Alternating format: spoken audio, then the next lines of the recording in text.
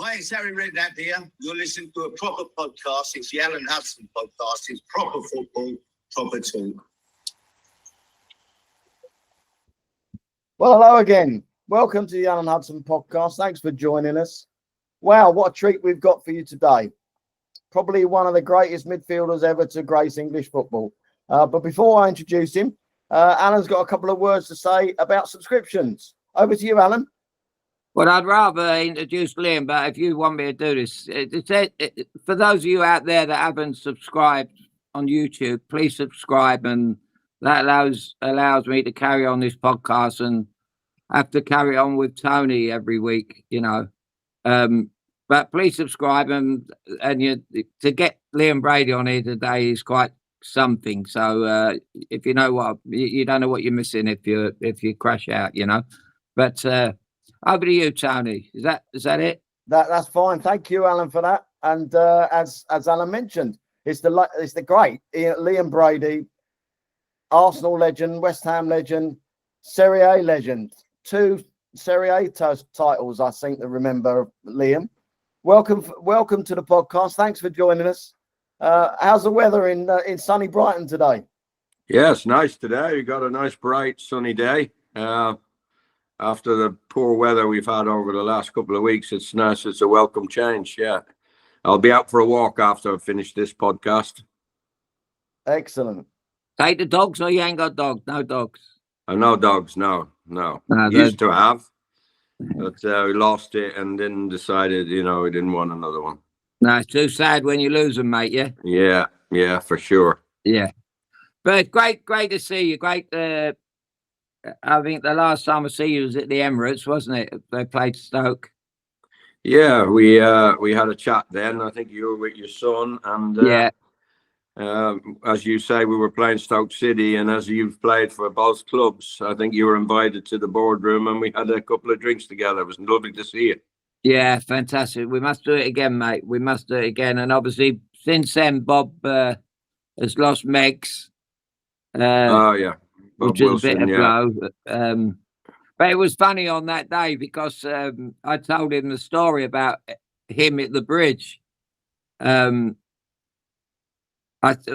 came in one day, he'd been on an England get-together, and the Arsenal boys were talking about Bob, and they said they had a team meeting. After the team meeting, in the team meeting, they mentioned one of the goals, and Bob turned around and he went, "That wasn't my fault."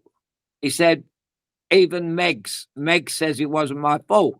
So he told all the lads. So we used to call him Megs from there on. Anyway, I told Bob on that day, and he said, "Well, she's coming down in a minute. I'll ask her about that." And great couple, weren't they? Great couple. Yeah, fantastic. And yeah, they lost a daughter when she was only 30, but they reacted to that by creating the Willow Foundation, and it's been a tremendous charity for young adults who find themselves, with terminal cancer. And Bob has been marvelous. I think he should be Sir Robert Wilson, to be quite honest. Yeah, great man. Yeah, both of them were great, as you say, together. Yeah, I think he's trying hard, but he's going to miss her so terribly. Yeah, sure. My Alan loved him. He loved him. He said, "Daddy said, out of all the people you've introduced me to," he says, "he just doesn't seem like he's in the football world. He's just a different person from a footballer, I said, "Well, he weren't a footballer. He's a goalkeeper, but he's still a lovely man, But I never played with him. Obviously, I had the great fortune to play with you and Big Pat, which was something else. But I've got to ask you one thing that I find quite strange.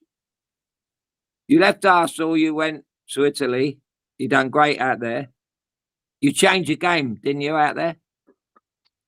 Well, I was playing a kind of different position over there, Alan. They didn't really want me to chase back, which suited me. Yeah. I didn't like that part of it anyway, but if you remember when we played together, like Don Howe was always forever saying you got to get up and you got to get back and you got to track your runners and things like that. But I played number 10 in Italy, and it wasn't expected to chase back. They had other guys in the team who would do that, and even the captain said to me, don't.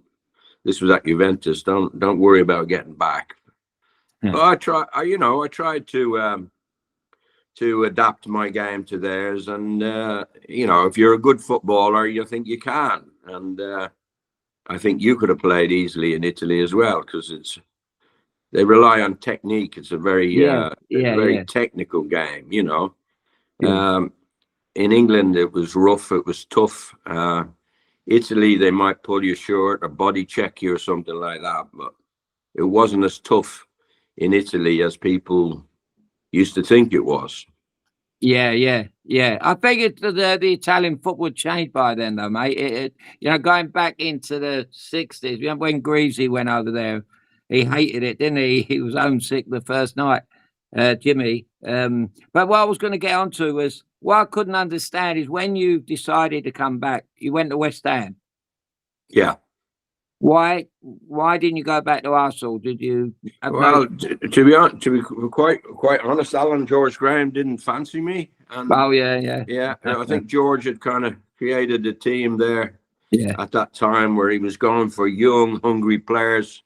He signed the likes of Nigel Winterburn and Steve Bold and Lee Dixon. Then Ian Wright came from Crystal Palace. So I think his plan was a young, hungry team. He could mold them into a very, very difficult team to beat. He inherited some great young players at Arsenal like Tony Adams and David Rocastle, Mickey Thomas, Paul Merson.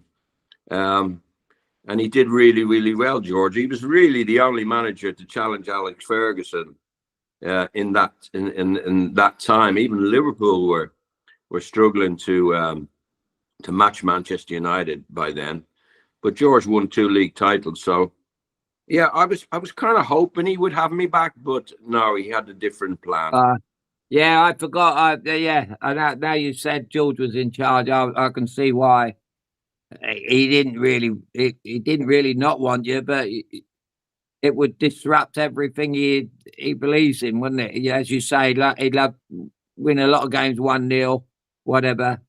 He was very practical, wasn't he? How he went about the football they played. But they had really good players, like I've mentioned before, that could make a difference as well. Alan Smith, the centre forward, he was another one he signed from Leicester City. He did particularly well for Arsenal at that time. Yeah, I played against him in Shearer, actually. Not Shearer, Lineker. I think I played when I come back from Seattle. Went back to Chelsea. I played against them for Leicester reserves on a freezing cold day up in their training ground over Christmas. But I didn't see anything in them that was going to take them to where they went. They both ended up. But getting back to the George Graham thing, and I like George, and I think he done great at Arsenal, result-wise. But Arsene Wenger, he never gave George any credit, did he? Because if without George's back four, I don't think he would have had the Invincibles. He wouldn't have had the success he had. No, Arsene won his first few trophies with, as you say, that back four and David Seaman as well, David Seaman was bought by George from Queen's Park Rangers and became a tremendous goalkeeper for Arsenal and also for England. So he had David Seaman in goal. He had Lee Dixon right back, Nigel Winterburn left back, Adams, Bold and Keown. You can pick any two from those three. So you're right. And as well as that, he also had a guy called Dennis Bergkamp up front. So what Arsene did is he complemented those players by bringing in some tremendous players like Patrick Vieira, Emmanuel Petit, Mark Overmars, Freddie Ljungberg, and then of course Thierry Henry and Robert Pires. So he really, Arsene knew what he wanted, but he had that foundation that George had created, as you say. Oh, absolutely, yeah, absolutely, yeah. I mean, he was good on that on the other side of it, but where it started to go wrong the day we were there, when I went over to speak to the American owner, and Bob chased after me so I wouldn't say something to Arsene, but he couldn't replace that back four. He had no idea of a great defender, I don't think. Well, look, you know, a guy called Roman Abramovich appeared on the scene. Yeah. And all of a sudden, the French market wasn't only for Arsene, because he got most of those great players from France. So Abramovich started to buy players from France and all over Europe. And I think Fergie had to get his act together because Arsene challenged him and, you know, created a great team at Arsenal. So Ferguson had to improve what he had at Manchester United. And it was difficult then for Arsene. And on top of that, we built that stadium, the Emirates Stadium, which cost an awful lot of money back in the day. And, you know, Arsene's focus was to pay for that stadium. So we couldn't really buy the players that he probably wanted to buy. So I think things began to go a little bit wrong. He did create the Invincibles, Al. You got to give him credit for that. You know, we had he got Sol Campbell from Spurs, and Lauren was right back, and Kolo Toure was the other centre back, and Ashley Cole was the left back. You know, so he did create another tremendous back four. But I think the competition that he had with the likes of Abramovich and Manchester United, I think, made it very, very difficult. On top of building that stadium at the the Emirates Stadium. Yeah, and I think it was the first time that there's ever really it became a three-horse race, didn't it? Arsenal, Chelsea came on the scene. Mourinho came to Chelsea, didn't he? You know, you had the Italian manager, whose name escapes me for a moment, who went on to win the title at Leicester. Ranieri, yeah. And he was a little bit unlucky, I think, because he was creating a really good team at Chelsea, but Abramovich didn't mess about with managers, did he? You know. No, I think what happened, he just used. I think he was at the game when Jose won the first Champions League for Porto, and by what I've been told, that he was there that night, and he said, "I want to go and see this manager," because he looked the part, didn't he? Mourinho looked the part, and he was a new kid on the block kind of thing, and he was. After all, he was only an interpreter, wasn't he, for Bobby Robson? Beginning. Yeah, well, he had no football background as a player, had he? Arsene, Arsene, really. Yeah, sometimes the best managers, you know, turn out to be those kind of guys. You know, I don't think Wenger had a great career. He played for Strasbourg, but I don't think he pulled up any trees as a player. But you know, what a manager! And Mourinho himself, well, what a manager! You know, incredible. Yeah.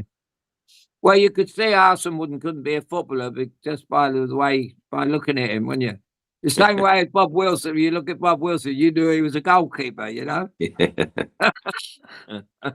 Guys, I'd like to take you back a bit further than that to the mid-70s. When you both played in the same midfield at Arsenal. Give us your recollections of that era, please, Liam. Well, I was very excited because Alan had been one of my heroes. You know, when I was a kid growing up, he was in that Chelsea, really, really top Chelsea team in the early 70s. And I loved the way he played. And eventually, when I started to get in the first team at Arsenal, I had the chance to play against him. But by then, he was at Stoke City. And they under Tony Waddington, they had a very, very good team. You know, I think they finished probably. Did you finish third in the league, Al, maybe 1 year? I think we were kind of at Easter. We went top at Easter. We looked like winning it. I think we dropped away to about fifth, Liam, to tell the Was truth. it? But Well. but we were right in there. But we you know, we had 4 broken legs that season. Oh wow. Well, we had a squad of 16 and we had 4 broken legs. Yeah. You know, which when you're playing, you don't realise. You know, you just crack on and to be, you know, I hate to be too critical, but he can be critical. But we had Peter Shilton in goal, and if Peter Shilton had played for us like he played for Nottingham Forest, you know, when he won the European Cup with them for 2 years, you know, we would probably have won the league. But he didn't play his best for us, and he fell out with a couple of defenders, and so there was that kind of thing. But we had a really, really good team. But the thing, and moving on, when the same thing happened to me, what happened at Chelsea, the stand blew off and I had to leave again. And I coming to Jimmy Robertson told me one day that I was going to Arsenal one Saturday night. They played at Ipswich and he'd seen Terry Neal, and I said, but I'm not on the transfer list, Jim. He rang me up at home on a Saturday night, the night Stoke played down at Ipswich. He said, well, Terry Neal's coming round to see you. And nobody at Stoke told me. Tony Waddington didn't want me to go, so he opted out. And I just packed my bags, picked my boots up, and off I went. And I thought, and I left Tony Waddington behind. He kind of resurrected my career. And on the way, I thought, I was injured when I got there. They shouldn't have signed me because they never give me a proper medical, and I was injured with an abdominal strain. But I thought this could be unbelievable. Me, Liam Brady, and Alan Bull in midfield. And that was what I really wanted. I thought us three would have, forget Bull, Harvey, and Kendall and anyone else, I think it would have been the greatest midfield three ever. Because you know how much I love Bull. When I played for England with him, and I loved him when he played with you. And I thought us three would have been the midfield three. But then I get there, and one night before you was playing away, I was still injured, and Terry Neal called me in the office, and he had the Arsenal team on with Wilf Dixon standing there, and I went, no Alan Ball. And he went, oh, he's going. I went, well, I've come here to play with you and him. Couldn't believe it. Then the following day, I walked through the Marble Halls, and Bally was walking towards me, unshaven, which he never was. He had a little ginger beard. He looked, you know, he'd never seen him so scruffy. And he said, oh, looks like I'm going back to Blackpool. And I went, oh my God, you know, I've come here for me, you, and this Brady, you know, the three of us, you know, we got the brilliant man on the left, and me and you can do this. And I just couldn't believe it. So it was kind of a stab in the heart from the beginning for me, you know. And then with the injury, I could never play my best. And I said to Pat the other night, Big Pat at the Tottenham game, I went, my only regret at Arsenal, I never showed I couldn't show you my best form, and I'd love to play. I mentioned yourself and said, you know, to make things worse, Liam was at the top of this game, which made me look even worse, you know, but they laughed, and, you know, it was what might have been, I suppose. Yeah, look, we had a season and a half when you were fit that, you know, it was really good. We got to the cup final in 1978, albeit we lost it to Ipswich, you know, and you were our best player in the final. I had an injury. I shouldn't really have played. Malcolm shouldn't have played. He had an injury. We were light that day, but getting to that final, we played some of the best football that, you know, an Arsenal team has played with yourself, myself. Don't forget Rixie. Rixie was really good player in the middle of the park as well. You had Dave O'Leary breaking out from the back. We had Pat Jennings. With Malcolm, Frank Stapleton, you know, they were a good partnership as well, Al, you know, so. Yeah, I mean, I mean, I love Geordie as well. Geordie, what a player Geordie was, but he was in and out. Well, I think Terry had a problem with the senior players at Arsenal. I think Geordie would have played with Terry, and maybe there was, you know, Peter Story would have been another one, Peter Simpson another one, John Radford. all these guys had kind of played with Terry, so maybe there was a bit of friction there. Maybe I think you're dead right, Terry, because it's no coincidence that the only ones he had played with, apart from Sammy, you know, he played with Pat, the two Northern Irish lads. They were in the team, you know, permanently. They were the full backs. Yeah, but I think Terry would have had a problem with Alan Ball straight from the off, because Bally was quite outspoken, and I think he challenged Terry a few times about training and things like that, and tactics and things, and that's why he went. You know, I was very sad to see him go, because he was, as you say, a great midfield player, but he was also a very good friend of mine. Yeah, absolutely. Good socially as well, wasn't he, mate? Yeah. Bit too good. Yeah. Bit like yourself. But you know, that 78 season, you know, I've never, one of the things that kind of little things haunt me, you know. I remember we went up in the semi-final of the League Cup to play Liverpool. We were 1-0 up, and we were more than holding our own. I remember the semi-final of the League Cup, 2 legs. Yeah. And I remember they scored and made it 1-1. And I got the ball in midfield, and on the halfway line, just in their half on the left, you'd made a run to the right, and Sammy Nelson come flying by me on the left.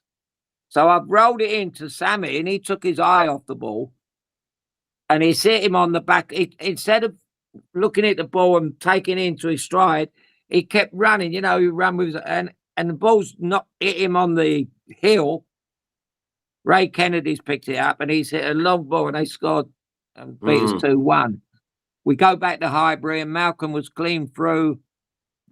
With Clements came out, and he was clean through, and he lobbed him, and he hit the post, which we'd have been level, we'd have been 2-2, and I think we would have got the 2 finals that year. But you know, they were something else. They had Dalglish and Davy Johnson up front, and Alan Hudson and Souness and Case. Yeah, they were hard to beat. Yeah, but as I say, them 2 times were. To get the 2 finals in one season, that would have been quite something, wouldn't it? Yeah, well, that's what I'm saying. You had a really, really great season that year, you know, and we did play well together, and we did look. But then you got an injury, and you fell out with Terry a bit, didn't you? So that was it. All ended too quickly, Al. Well, yeah, of course. Well, life's, you know, it's. I played at Highbury when I was 14. I played against. Charlie George when I was 14 there for Islington against West London is always one of my favourite grounds. I always wanted to play there, and it was so honoured to play for Arsenal, especially coming into with yourself and, as I say, Bally, Big Pat, and obviously I got on well with Malcolm. Frank was a good player. I loved Geordie. I struck up a great friendship with him because he like me, loved something to moan about, Geordie, didn't he? Loved to moan up, you know. Al, just explain who you're referring to when you're talking about Geordie. We're talking about one of Arsenal's greatest ever players. It was George Armstrong. And I remember I spoke to 2 or 3 Arsenal players when they won the double in 72. And they said we wouldn't have won it without Geordie, because he covered so much ground. You know, when you're exactly talking about what Don Howe said, you know, he had Bob McNabb left back, and Geordie would do the up and down on the left-hand side, and he would like 2 left back. So they had 2 left backs, and when he went forward, he crossed balls on the run for, you know, the big strikers. I think Arsenal that season scored more headed goals in the history of football. Well, they had Raddy and Kennedy. And of course, they had George Graham, who got his fair share of headers as well from set pieces. George was a great header of the ball. Yeah. But you know, Geordie, another tragedy, wasn't it? You know, it was yeah, that was terrible. I was at the club as academy manager when that happened, and nobody could believe it. You know, he was fit as a fiddle. He could run. He was out on the he was out on the training ground playing with the reserve lads. You know, he was coaching them, but he was joining in the game, and then he just fell over. Yeah, terrible. Yeah. I mean, you had some great characters in that mid-70s team, mid to late 70s at Arsenal. You must have had a few decent, nights out, you boys. Well, Alan lived in the West London. He never left West London. He was a Chelsea boy over that area. So he used to go home after a game. You know, he used to go back to where he was from. But we had a good social scene. Most football clubs had a good social scene, and we all used to gather in a bar in Southgate where a lot of the players lived. But because Alan still lived in, I think you lived in Kensington or somewhere like that, Alan knew we didn't see a lot of Al, after. No. I think a lot to do with that, really. I don't know. When I signed, it was happened so quickly. Where 1 minute I'm playing for Stoke, and you know what it's like leaving the club. You wouldn't really understand that my kind of situation, and a lot of people wouldn't, because I'm kind of one of those that pick my boots up and go.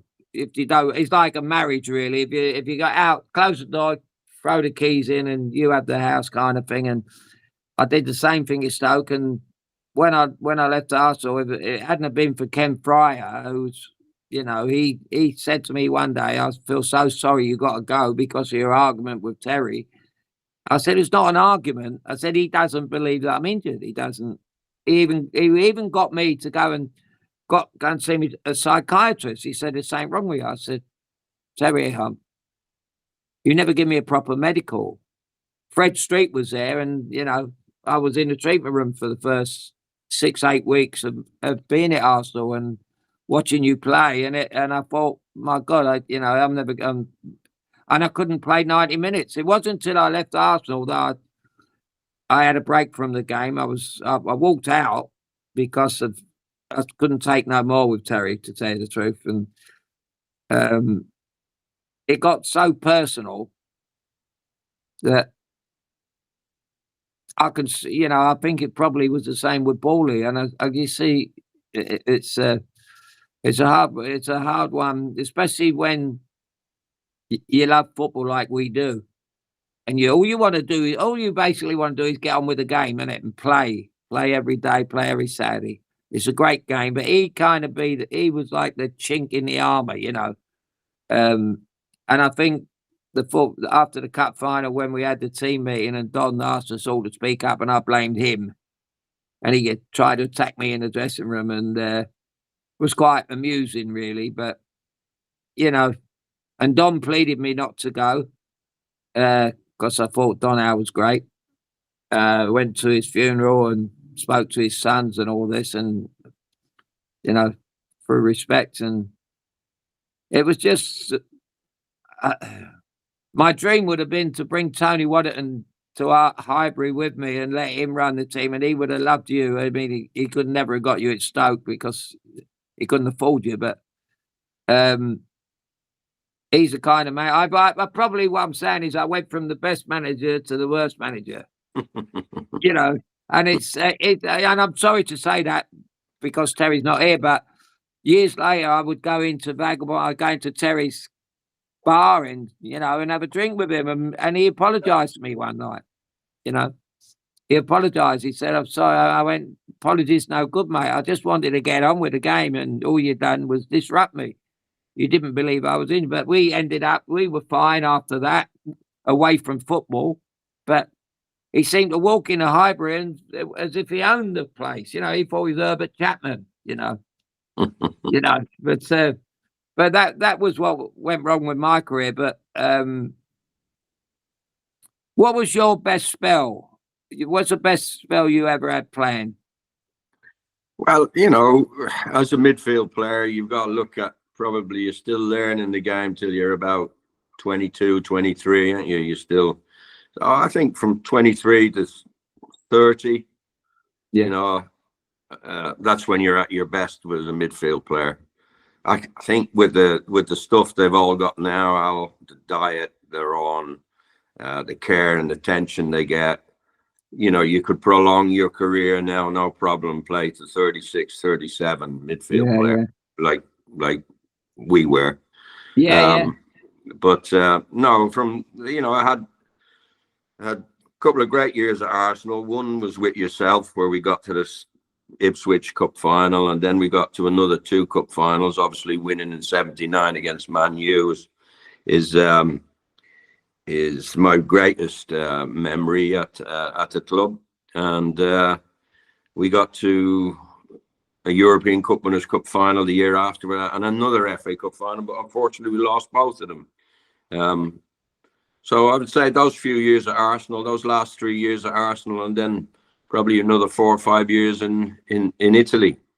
I came back to West Ham, I was 31, and I picked up a bad injury. And when you pick up an injury, it affects you in other ways. And I picked up a serious knee cruciate ligament injury. But when I started to come back from that, my back and my groins and things like that. So I don't think West Ham saw the best of me, but we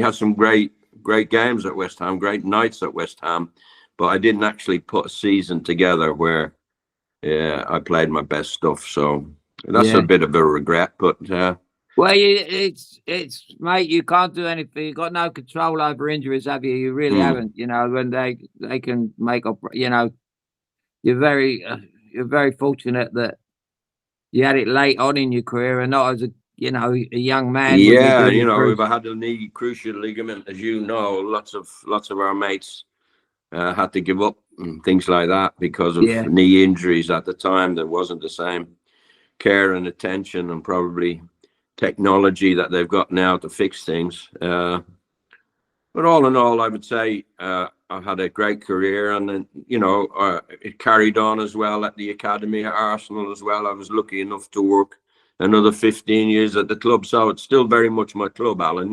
Yeah, of course it is. And I want them to do well. And there's some of those kids that are in the team now that were babies when I was still looking after the academy. Saka was there, and he's turned into a great player for the club. I like him. Yeah. Probably depend on him a bit too much, but so that's my recollections of being with you, Alan. We had some great games together, but it was all too short.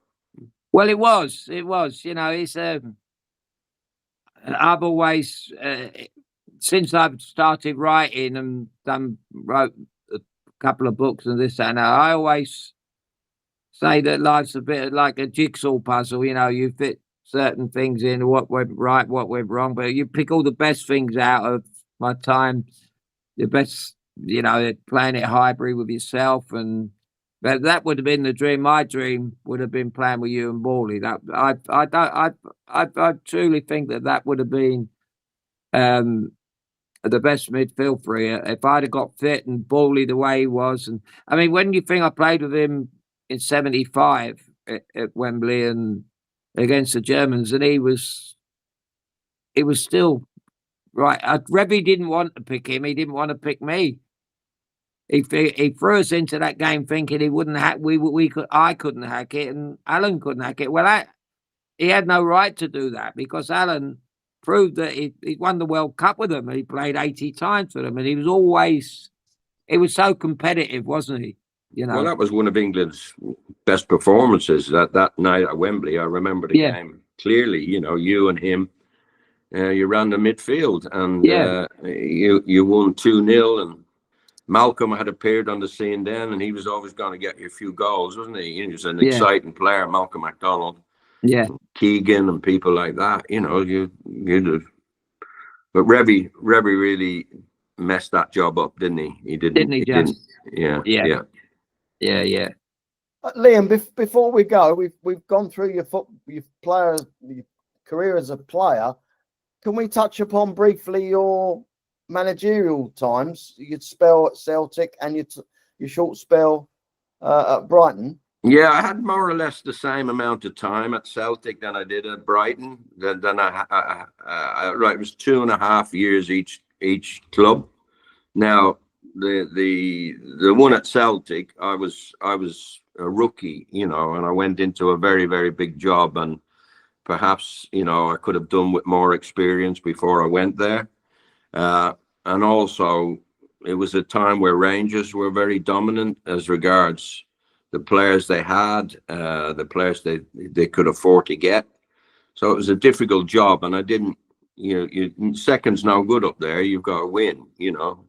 And after 2.5 years, it was decided, that they needed to change. So I left them pretty quickly. I got the job at Brighton. I got the job at Brighton because they were rock bottom. They didn't have any money whatsoever. But I thought, well, you've got to prove yourself. You've got to start somewhere. And I came down here, still here now, actually, and did a pretty good job with Brighton. Kept them up, which was a difficult task at the time. But I fell out with the owners because they promised me they were going to invest in the team, and instead of that, they sold the stadium from underneath the fans. Nowhere to go, left them kind of homeless. Were just interested in getting money, and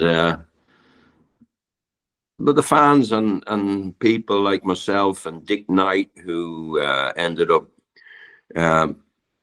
getting a grip of the club and keeping it going, because it was really in a bad way, and I was part of that. So I'm very, very attached to the club down here. I want them to do well, and look at them now. They're an established Premiership club. They have been in Europe last year.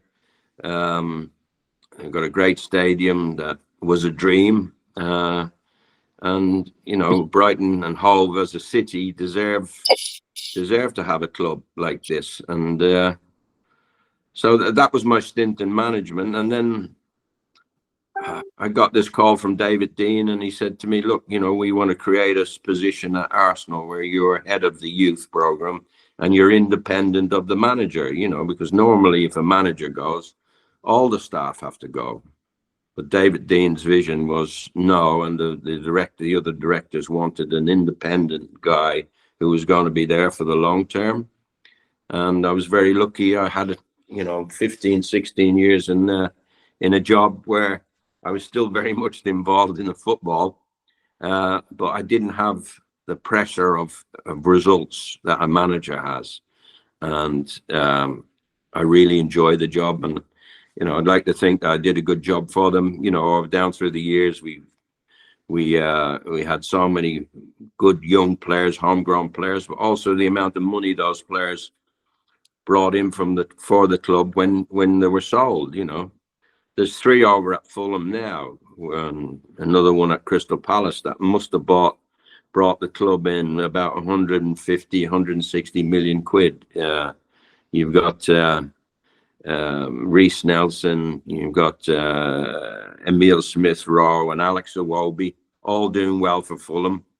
And Eddie Nketiah went over to Crystal Palace. So those 4 alone would have generated about 160, 170 million for Arteta. So I'm proud of the job I did, and it's still very much my team. And why did you back up, Liam? I was turning 60, Alan, and the game was changing.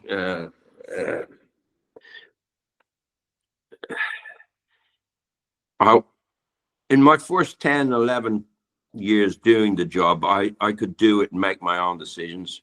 And then people came in, when the American owners came in, things began to change. And right. I had people who knew very little about football, kind of trying to influence the decisions I had to make. And I just thought, I've had enough of this. I was turning 60, and I just wanted to enjoy my life. I didn't want the hassle of people telling me what to do when I didn't have that before.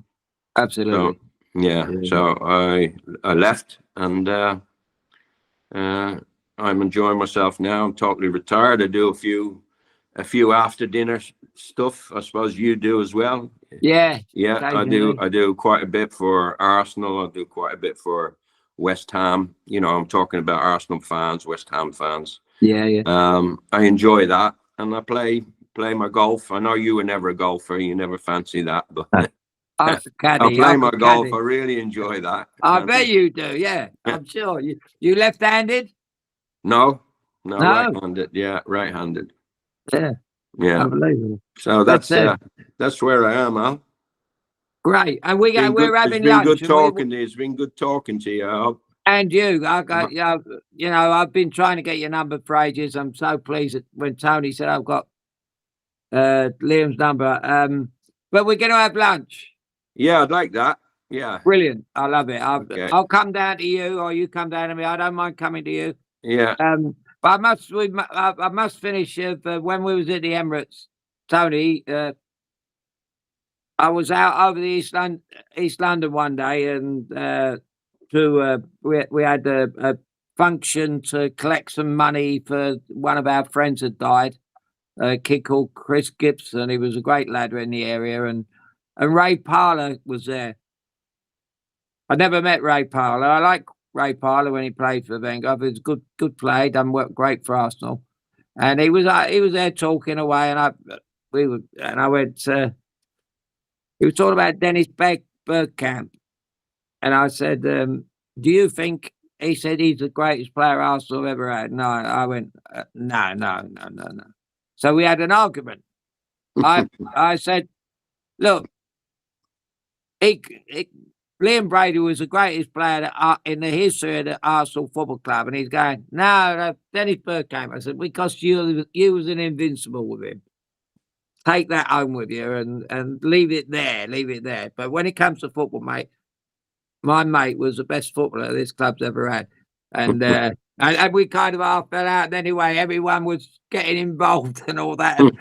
But it was great. It was great fun. But that's the way it is, Well, he was a great player for Wenger as well. Ray Parlour, we mentioned all those guys, but Ray was tough as anything, wasn't he? And he could score goals. He was tremendous. He's a great lad, Ray. He's really good after dinner. He's a funny bloke. He's a funny bloke. Yeah. Well, I had to step in. But anyway, I look forward to having lunch with you, mate. It's great to see you. Okay, Alan. All right, Tony. Good to speak to you both, and good luck with the podcast. Thanks very much. Fantastic. Thanks very much for joining us, Liam. Love you, mate. Thank you. Shut up, pal.